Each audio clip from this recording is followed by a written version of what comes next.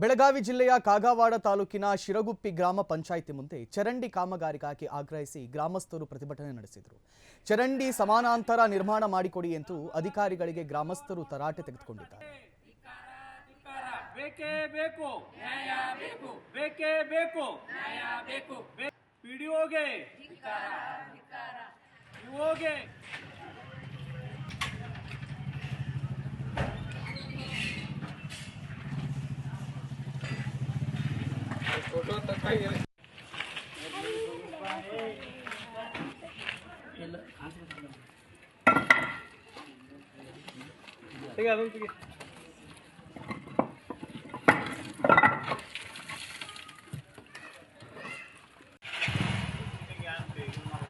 ನಿರ್ಮಾಣ ಆಗುತ್ತಿರುವ CC bed ಮತ್ತು ಸಿಸಿ ಗಟಾರ್ ಅಂದರೆ ಚರಂಡಿ ವ್ಯವಸ್ಥೆಯಲ್ಲಿ ಒಂದು ಹಿಂದೆ ಶಿವಾಜಿ ಚೌಕದಿಂದ ಸುಳ್ಕುಡೆ ಗಲ್ಲಿ ಒಳಗಡೆ 1.5 ಫೀಟಿನ ಸಿಸಿ ಚರಂಡಿಯನ್ನು ನಿರ್ಮಾಣ ಮಾಡ್ತಾರೆ ಅಧಿಕಾರಿಗಳು.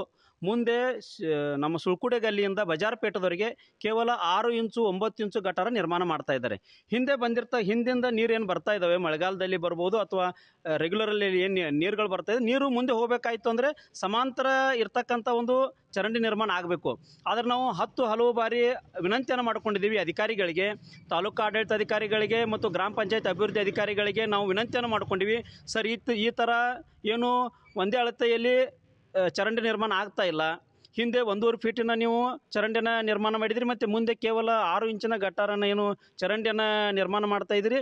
ಇದು ಅವೈಜ್ಞಾನಿಕವಾಗಿರ್ತಕ್ಕಂಥದ್ದು ಹೆಜ್ಜೆ ಇದೆ. ದಯವಿಟ್ಟು ವೈಜ್ಞಾನಿಕವಾಗಿ ನೀವು ಕ್ರಮವನ್ನು ನಿರ್ಮಾಣ ಆಗುತ್ತಿರುವ ಸಿಸಿ ಬೆಡ್ ಮತ್ತು